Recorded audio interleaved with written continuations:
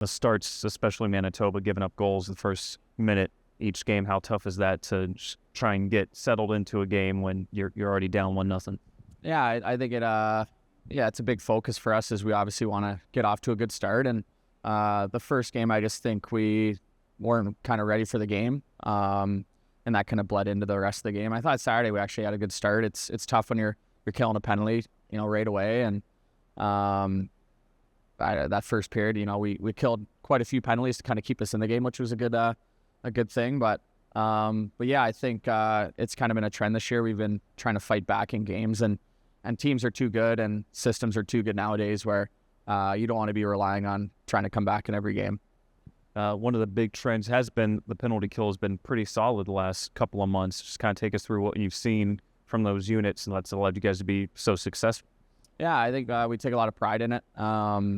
We want to play aggressive. We want to play, in the other team's face. And sometimes that, leads to more penalties. So when you play that way, you got to have a good penalty kill, to try to mitigate that. And, I think the way we play the penalty kill, we can almost use some of that in our 5-on-5 and especially in our power play. If we play as hard as we do on the PKs we do on our power play, I think our special teams would be good.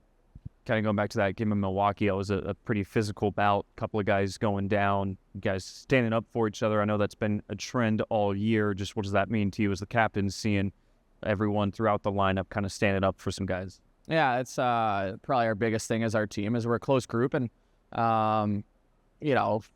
that game, a lot of games have been frustrating for us. And, there's going to be highs and lows in the season. And, this low is lasted longer than we want.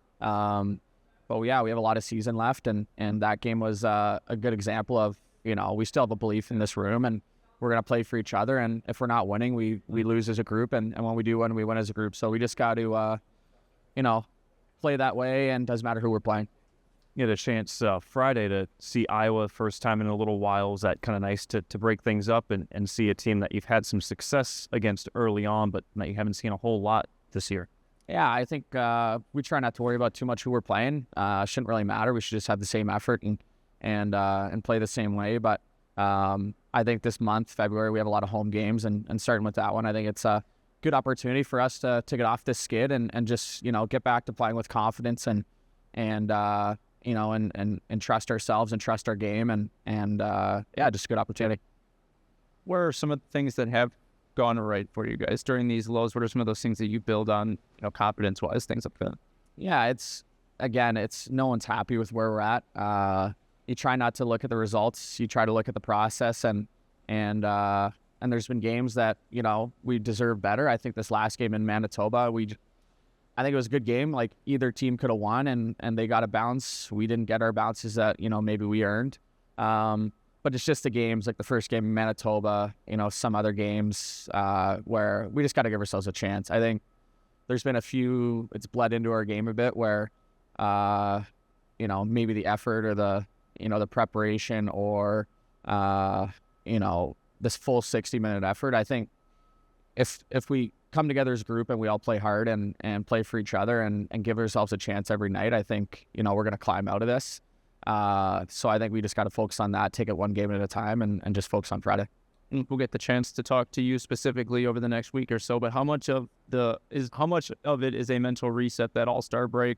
Knowing that it's coming here, you guys get to relax a little bit, have some fun, but how much of a mental reset at this point is that All-Star break coming up next week? Yeah, I think it's in the back of everyone's mind.